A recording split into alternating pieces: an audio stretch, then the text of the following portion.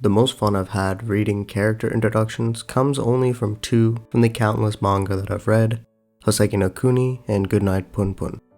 While the standard volume opener gives the main cast a quick summary of the plot and sends you along, and this format kind of gets repeated every single volume that you end up just skipping them sometimes, Ichikawa visually presents hints on character progression, how characters relate to each other, and foreshadow big events that have yet to come while displaying them elegantly.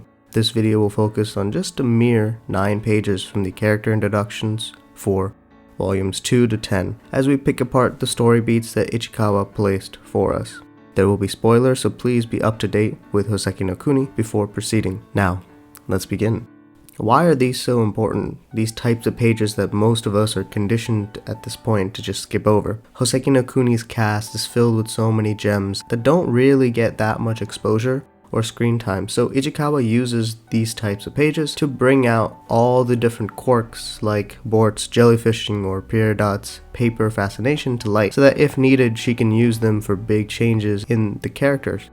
Like with Bort and Daya meeting again after so many years, and we see how much more mellow Bort has become due to part of the peaceful times that they don't have to lean on their battle prowess so much, and enjoyed jellyfish hunting and jellyfish breeding. If you want more on Bort, you can find it in my last Houseki no Kuni video. Link will be in the description and in the card in the top right. So I thought about many different ways to tackle these pages, from going through specific characters in general, but I already have a little set of character analysis coming in the coming months, so and I also felt that it was a little too haphazard because not every gem shows up in all of these character introductions. So I'll be going through each volume at a time and talk both about the layout, the information presented, and how it is relevant in that specific volume, or even later on in the story. So volume 2 consists of the water arc, where Phos loses their legs and then goes to battle for the first time with the Amethyst twins. All the gems have these reflections in their shadows that can double up as both the shine from their luster, but also as kind of water imagery as all of our gems take a dip into the ocean, Phos for Ventricos and everyone else for Phos. There's always this sort of hierarchy in the spread where there's 3 levels. The top is a Cinnabar alone. Even though they're alone, they're still slightly tilted to face the rest of the gems, longing for that kind of companionship that they fear they'll never have because of their make. Congo in the mid layer with all the main gems that are involved with this volume, with Euclid and Jade, who are the ones that told Phos to inspect the giant shell, Daya and Bort, who fight to get Phos out of it, and Rustil, who put the agate shell blend onto Phos's legs. Interestingly, Phos is shown with just their upper half and laying near Congo's legs. Also, there's a little bit of more foreshadowing, as Red Barrel is usually the one who does Congo's clothing, and I guess everyone's clothing, but during the winter in the next volume, it is Phos that ends up doing this.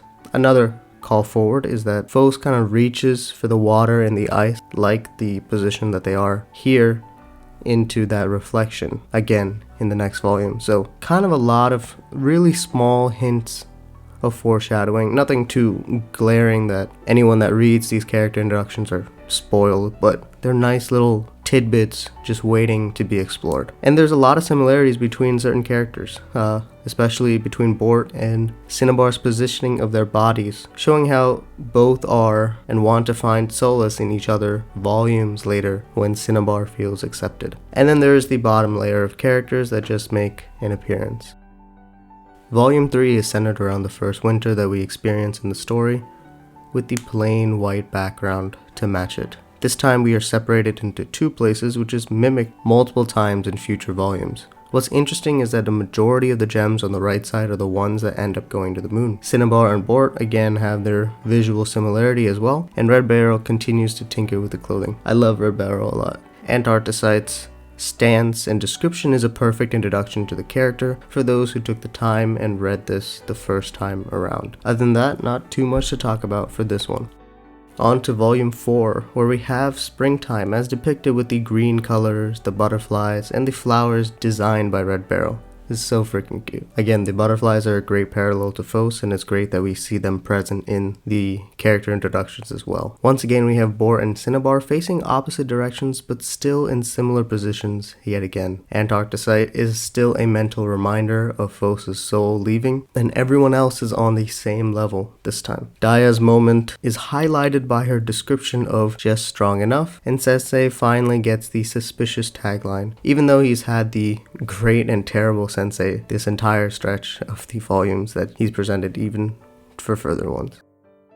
Volume 5 has Ghost appearing, and Fos is hunting for the truth about the Lunarians. The background is filled with the rain of Antarcticite in liquid form invading into Fos' subconscious. This time, instead of Bort and Cinnabar, it's Cinnabar and Padparacha. Especially if you think about their roles in Fos' development, this is a really nice parallel that Ichikawa creates. Especially, they're on opposite sides while Fos is in the middle. And Bort is the only one that is kind of walking, and their dichotomy with Ghost is pretty cool, since Ghost is hiding in Bort's shadow, as well as the black of Bort's hair kind of masks half of Ghost, showing that the other Cairngorm is living inside of Ghost.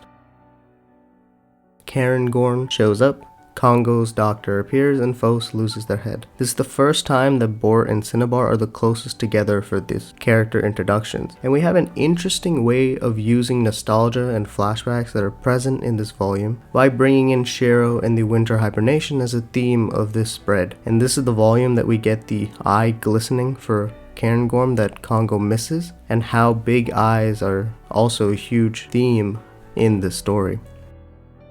Fos gets a new head and goes to the moon, and we get 3 different layers for this spread here. We have the sitting gems that are the ones that don't really show too much.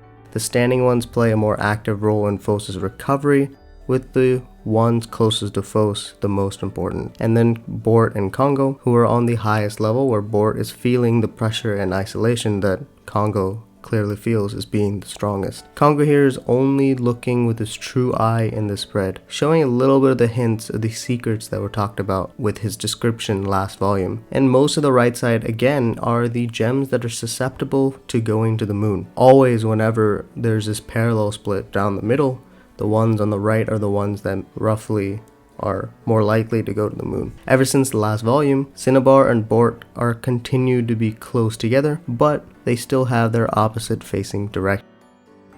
Fos explores the moon and comes back. The theme for the spread is pairs, as partners are a significant portion of the story, as the gems are always in pairings. And we see a lot of the new pairings that have formed throughout the story thus far. The backstanding are filled with those who aren't really together, except for Euclid and Jade, but all of their descriptions talks about the ones that they've lost, which is cool, especially since Fos saw them so recently on the moon's surface. My favorite volume. Moon gems explore the moon, we learn about restoring other gems, and Fos comes back to Earth. This spread is awesome. Fos is literally pulling the rug under the gems, and we see the colors are different. There's no more shine in our gems with these flat colors. Bort and Cinnabar are finally facing the same direction in unison with each other against Fos and the moon gems. We also see the different reasons that the gems chose to join Fos. Amistad wants to be alone, but it doesn't state which one because, Fos doesn't really know. Alexei misses their partner. Benito is normal. Daya wants to get away from Bort. And we also see why some gens won't go, because they're more focused on their own personal things. Like Watermelon likes the present, Rustil only cares about Pad. Cinnabar wants to be there for Congo. Peridot loves their paper too much. They're all, something is there for them to stay on Earth. And those that don't have a reason and want to create something new, want to have a new life or anything, those are the ones that go to the moon. And this is set up for all these descriptions, all these little moments. You can piece together who would want to go to the moon and who doesn't. A beautiful showcasing of how our story unfolds in some subtle ways. Fos learns about the moon snails, Cairngorm gets married, and Fos tells Congo to pray. The faded gems continues the trend of them losing their luster, an indicator again that these gems are no longer, and a volume or two later they do completely lose it. Cinna and Bort are just buddy-buddy, as the description finally says that Cinnabar has made a friend, which is so cute because of all the build-up just in these little character introductions to get to this moment. Alexei pointing to Cairngorm is interesting since Cairngorm becomes the most Lunarian out of all of them as they accept being the wife to Enma, and all the Earth Gems continue their piece of becoming close to Kongo. It's also interesting to note that Kongo isn't present in either Volume 9 or Volume 10 spreads, showing that Kongo's position as a teacher is no longer needed, and Kongo isn't necessarily on anyone's side because he just wants happiness for all of them. I'm excited for what Volume 11 and potentially Volume 12 and, however long this series goes, to look at those spreads and really analyze it for the first time. I haven't actually seen Volume 11's character introductions because the volume's not out in English and I want to be able to see it fully, and I'll just continue reading scans at the moment. Thank you so much for watching this video. A little bit of me just rambling because I've had this prepared for a while since I took off March to enjoy my birthday a little bit. And this idea was very simple in nature, but I feel like visually it was a little lacking because I'm just showing 9 pages back to back. Usually I put a little more pages in my videos, but hope it wasn't too bad. Let me know in the comments down below what you want to see next. Like and subscribe, and I will see you guys in the next one. Peace.